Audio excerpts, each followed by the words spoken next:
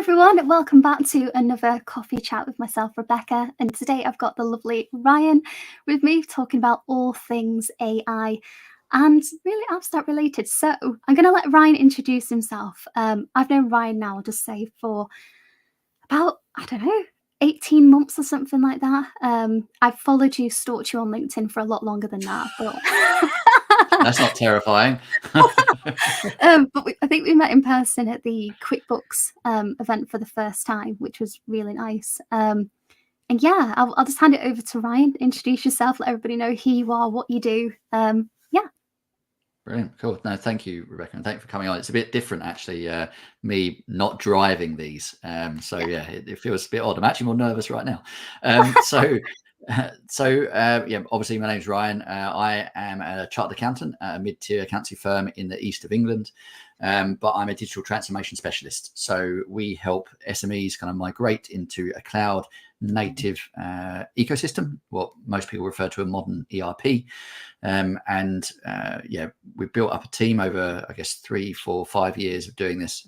But I also co-founded the Digital Disruptors, trying to pioneer and enhance the quality of digital disruption and digital transformation around the UK, and run a podcast as part of that, which I am more accustomed to than coming on a live thing with you, Rebecca. And the podcast it's a cruel world, isn't it? Yeah, Digitools in a Cruel World. It's the corniest name you could possibly imagine. I love it though. I love all things. I love the quirkiness of that. I suppose one big topic that I want to talk to you about today, that we spoke about a little bit earlier, is we're always looking, and I guess from my point of view, my practice, I'm a very forward-thinking practice, and I like to use the latest tools and make sure that my app stack is essentially as integrated as it can be and automated where possible. And all of the latest talks over the last 6 months, or I guess the last 3 years really, it's all been around AI and the latest things that are happening in AI and how we can integrate it, adopt it, train staff, etc. And I'm super excited to bring you on because I really want to hear your insight on what you think the next sort of even 6 months is going to look like from an AI point of view, and if there's anything really that the viewers would be beneficial for them to know about or start thinking about in terms of their own AI integration. Yeah, well, I guess let's first kind of bring it back to reality. AI has been around for a long time. The only bit that's kind of made it get dramatic is the ChatGPT release, a couple of years ago, where large language models, as ChatGPT has made people go, oh wow, we can ask a simple question in normal language, and it's going to bring back all this information that would take me, hours, if not days, to research, and that can be terrifying for businesses. It's a massive potential disruptor. Now, as we've been using it, we've found there's bits that it's not so good at. It may go and create stuff that's fictional. It will miss things. It is not an expert, but it does really help speed things along. So as we're seeing, it's rolling out massively. We're seeing it in account solutions. So Xero's released one, QuickBooks Online's released one, Sage released one, and actually most of the platforms are releasing some sort of large language model tool, but they're all separate. They only look at, I guess, internally at their own data. So there's limitations of what you can do with them. Now, over time, as this builds out, I expect those tools to either consolidate to some extent, or I guess overarching tools to sit over the top that connect in on a secure basis. So how would I compare that? Maybe contrast that to, you could ring up to book hotels, and then you kind of got these comparison sites, and then you've got a comparison site of the comparison sites. So over time, we're going to get these levels.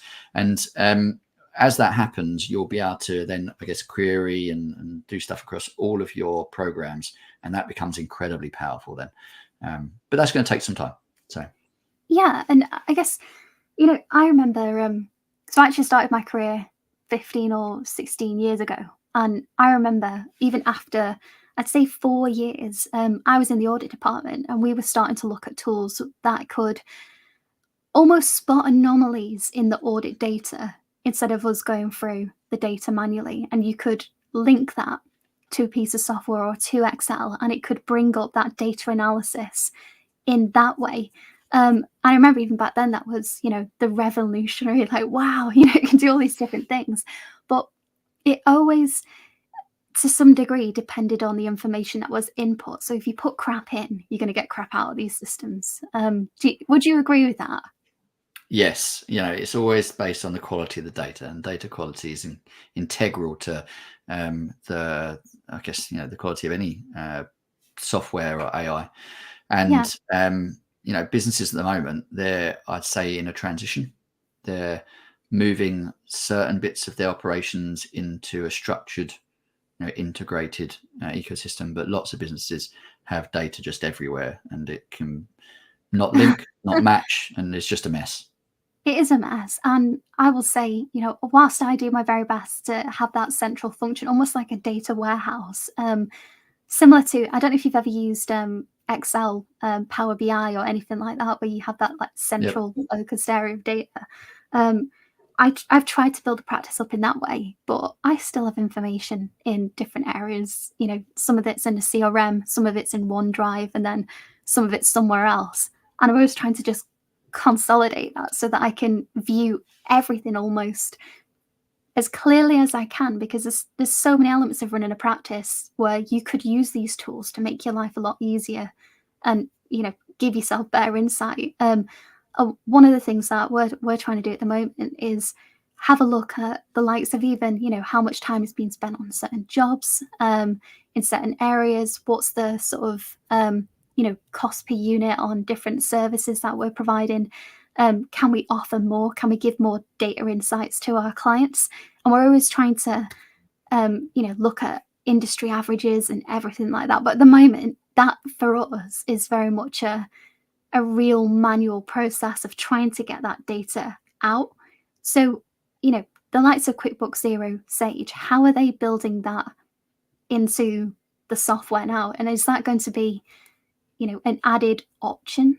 Is that information going to be viewable for clients and the bookkeepers, accountants, or just bookkeepers, accountants?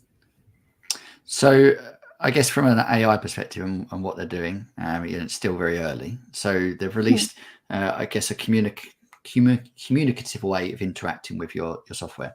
So, and that isn't necessarily that pioneering, because some software's done it in the past where you would ask a chatbot essentially a question and it would try and bring you some information, but it was so bad at it, it kind of disappeared very quickly. Yeah. What we're now, yeah, exactly. What we're now expecting is the power of the tools means that, you could ask like, what did I bill this customer over the last year on the way, on a journey to see that customer. You could ask that question and get the information through the tool you're interacting with before you go and have that conversation with that customer to then decide, do we want to enhance our service, reduce our service?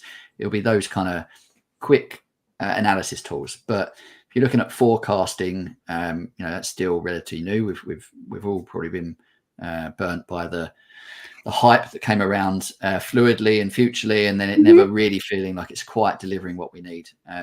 Those predictive tools still need the skill of and the experience of an accountant. So they'll help, but I think they're going to be. It's going to go more direct to business. I know you were saying about accounts tools. If we look at what's the best approach from an app, it's use accountants, because you can test across vast numbers of clients through a standard point quickly, but the value is going to be longer term with those clients. So direct to market is where they'll end up going, in my opinion. Yeah, and I will say I am very much, again, very tech focused. So I've used Futurely, I've used Fathom, I've used Flow. What else have we used?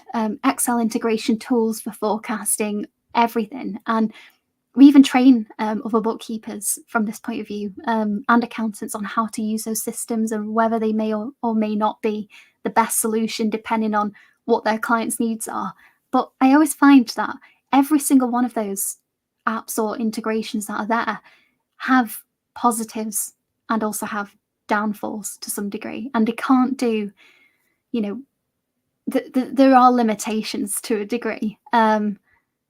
And sometimes actually they're quite complex in some areas to use and understand and drill down into the data of how that app is forecasting that data, because there's rules behind the scenes that, again, you've got to dig into and spend that time, which kind of defeats the object sometimes. But I'd be interested to see what else is going to come out on the market, I guess, in terms of Yeah. that. I Definitely. mean, I'm not on the forecasting side. I'm not expecting in the near term, something to come out that revolutionizes. I think we need some of the tech to develop a bit more before we get there. Yeah. And the beauty, and you summarized it very well, is that every client is different. That's what makes them unique. That's what makes it interesting, right? So there won't be a perfect solution for one client, a perfect solution for another, because there's pros and cons of different elements. And there's no way a system can cover the plethora of ways that we want to work with our clients, the businesses want to extract data. So whenever we're doing digital transformation, and just to set out, digital transformation is not just here's a piece of software, it's actually realigning processes, restructuring how that business actually works. We are always looking to provide a unique solution for that client. And we've been doing this for 4 or 5 years, and over that entire time we have not presented something that matched anything else we've done before, because every business operates differently. No, and I'm glad that you've said that, because I must have said that so many times to those that we've worked with over the past 2-3 years, and said, you can't take a blanket approach to every client, because you've got different KPIs, different size of industry, different teams, all these different bespoke items that you need to put into those reports, as opposed to, okay, well, I'm working with clients in this set industry here, so I'm going to copy paste that report across the board. It's like, no, you're kind of missing the point here. You're missing the value. That's what I'd say. It's easy to roll out generic reports across every one of your clients. There's systems out there, you push a button, it does that. But the client's looking at going, well, brilliant, I can see my profit that I can also see in the other system it's connected to. What's the point of this? You feel you're doing something because you're throwing something at them, but are you generating value? Probably not. It's the unique conversations that you have, the experience that you have, that you can portray and can deliver. And one thing that we need to make, I guess, absolutely sure on this is that, or absolutely clear, is that these are just tools. They're not replacing us. They're just changing how we work.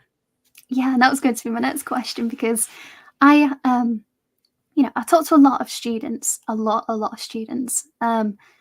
Sometimes, I don't know, well, over the course of a year, I have around 500,000 touch points with students, all across the globe, asking questions around accounting and bookkeeping. And, well, should I get into this industry when bots are ultimately going to replace bookkeepers or accountants? And the answer is always no. They're not going to replace us. They are just tools, but you still need the knowledge, the guidance, being able to make a decision on that information to get the most out of it. You can't just simply rely on a tool and say, well, we're implementing this and that's that. It's, all singing, all dancing. That's our job done. It's that added value to clients always.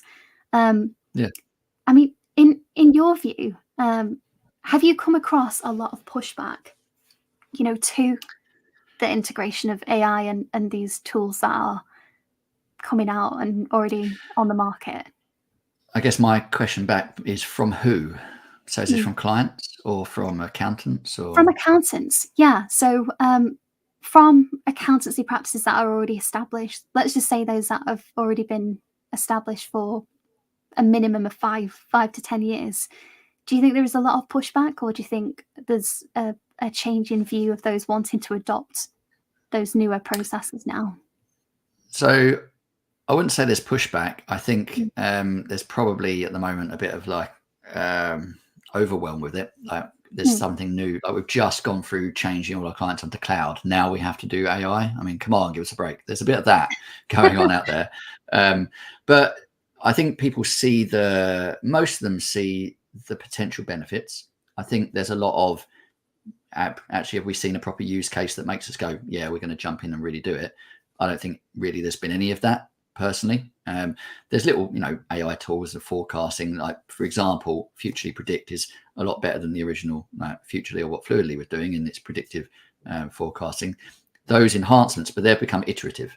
So it's not from day one, this is groundbreaking. You kind of have to stay on that journey. It has to learn from you. And that's the main thing about AI, is it learns over time. So the perfect example of this is Dext, right? It's got a very basic AI tool in the background compared to some of this other stuff we're talking about. But as you work with Dext, it gets better and better at predicting exactly what it needs to do with the documents it receives. And that's like every other AI tool. The more information you give it, the more you train it in how to use that information, the better it gets. Yeah, and I think one element of that, one case would be when you're using the likes of QuickBooks to reconcile a bank, and it will ask you, the first 15, 20 items. Okay, well, what are these items here? And then it can now go through and recognize they should be, categorized over here, and it's a click of a button, compared to again 15 years ago, ticking literally with a pen off through the bank and making sure that had actually gone into QuickBooks at the time. And It wasn't that's the banking. thing. And I think going back to what you said like you were saying to students, right? I think that's the difference. Like if we think back to how we did accounts, like when we were students, it was, there's two pieces of paper and you're spending 5 days kind of reconciling things between them. Obviously big pieces of paper those are, but now it's like, okay, we can auto allocate 99% of it, and now we have to kind of work out the difference. And it's if you went back and looked at the piece of paper and you were told that that's what was coming, you'd be like, whoa, give me that at any time. Like it just saves my day. The challenge, in my opinion, now is how do we train those potential accountants up where they don't have that raw experience? How do we change our education platforms, the way they develop for a firm, to get them to the point where they know how to analyze, assess, and recommend? Yeah, and that was actually going to be my next question, because I haven't seen a lot of conversations around how we're going to be training this next influx of bookkeepers and accountants, where they don't just simply rely on what these software programs have completed. So, Xero categorizes something over here because it's learned. It needs to go there. But for instance, what if the person who's input that data has incorrectly classified that item, and going forward, Xero QuickBooks learns that's the wrong place essentially to put it, but the people involved don't have those skills to identify that's not actually correct, because we're just relying on the system. It's elements like that I'm interested to know how other people are going to approach that, definitely. Yeah, and I think actually an example that works really well is that I'll go back to the Dext. It can be Dext, QuickBooks, Dext Xero. It doesn't really matter, right? You've got Dext extracting the information, pushing it into the finance system, and then at the end of the year, we go back and we go, oh, it's categorized all this into the wrong place. I'll use find and recode or reclassify to move them, and then they just leave it at that. Whereas actually, they've not gone and resolved the source problem by changing what the allocation is indexed. And so it just perpetuates itself. And that is an education piece. It's like we actually need to go back to the source, change the source, and then we've solved it going forward. So rather than it's just an annual piece of work that we do every year, we are iteratively improving the client's way of interacting. And that's where I believe accountancy is going to go more towards process and away from compliance. Because once you get the information flowing through correctly, the compliance just kind of falls out the back end. Now, cloud accounting promised this advisory, we're all just going to be doing advisory, no compliance. It's not delivered on it. But I believe, the advent of AI and cloud accounting, those two, really combining, I think is actually, we're at that tipping point of actually where we're going to start to see dramatic shifts as firms come through and completely change how they're working with their clients. Yeah, but I personally, one of my, I guess, griefs when I was training was I didn't ever feel that we had enough touch points with clients. Even in the first 7 years of my career, there was not enough touch points, to the point that I then moved into industry to get that commercial acumen. Because, as I say, it was, you might have attended, a year-end meeting, etc., talk to the clients once a year, or prepare a set of accounts from a TB where really you didn't really know what the client did or what their issues were, etc. And I always felt like, well, something seems to be missing here. Like we're not giving that value to clients. And I see it now. A lot of the clients that come to us, when I say, what's your biggest issue? Why are you leaving your accountant now? And it's always, we talk to them once a year. We don't get any additional information other than what's in the system from them. We get, VAT returns year end.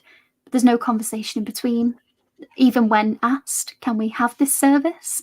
There's no conversation.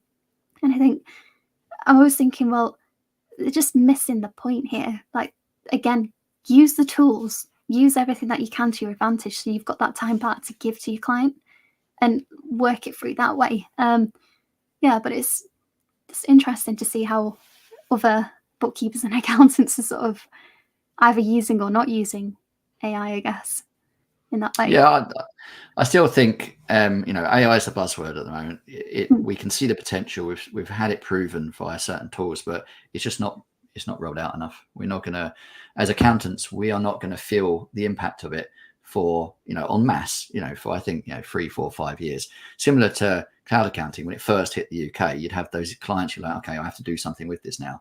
But it took a while to actually transition, and even some compliance change. Making tax digital had a big impact. Like from VAT, forced a lot of clients into cloud, and we may need something like that in the future, or like the advent of like when the iPhone came out, and that one product was so powerful, it changed the way we interacted with news, etc. You do everything on your phone now rather than you're watching television.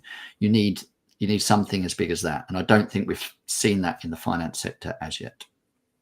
No, and I'll ask you a question. Do you think, to some degree, as in our industry, sometimes we're a bit blindsided by like these tools, and we kind of, I know I get this, I call it shiny object syndrome, where I see something new and I'm like, wow, I really want that, and I'll get it, and then I don't have any time to use it, or I'm not using it properly to the way that it could be used because I'm not prioritizing my time properly. Do you think to some degree we're a bit guilty of that just across the board, or do you think most are using these tools properly? So I would say when cloud accounting software properly hit, so maybe 2 years in to being over in the UK, if we use UK as an example, shiny kind of tools syndrome hit in, and people just signed up for everything. It's like, oh, we have to do something. We'll just do that without really forming a strategy. And so everyone had lots of redundant licenses everywhere that they weren't fully utilizing. Now, because of that and the cost and the overhead that delivered into lots of businesses and accountancy firms, we have, I think, learned from it to some extent. And I think from what I'm seeing, we're being more prudent on the AI side. We're not going in going, oh, that looks pretty. We're now critically asking the questions of how is this going to change the way I operate? How is it going to, what's the benefit it's going to bring to me? And I think that a lot of that's just come from the vast volumes of tech that have been thrown at us for the last 5, 6 years. Yeah. No, I think I would agree with that to some degree, definitely. Okay then. Well, last question for you. Don't want to drill you too much. Is obviously you're going to DAS, aren't you? And will you be at Accountex this year too? Unfortunately, I can't be at Accountex. I'll be at Accountex North, but not Accountex South. If that, they don't really call it that, but I'm calling it that. I'm calling it that too because North is quite close to me. So it's probably one South, and then I get reminded it's London. Okay, so you're going to be there. That's great. So if anybody wants to talk to you or contact you in any way, particularly, I think there's a lot of listeners that come to me often, actually, regarding the digital transformation piece. If they wanted more information or to contact you, how can they get hold of you? Brilliant. Okay, so firstly, if you want to learn more, you want to, I guess, expand what you do in this space, definitely listen to our podcast. We provide app news, updates, and insights on what's changing. So it's Digi-Tools in a Cruel World. And then we've got, we'll be soon releasing a newsletter as well. So go to our website, www.digital-disruptors.com, and sign up. And as soon as that's live, you'll be added to the mailing list. But connect with me on LinkedIn. Please don't stalk me. It's good, like, introduce yourself. More than happy to say hi. But if you are going to the Digital Accountancy Show, we are doing something quite special.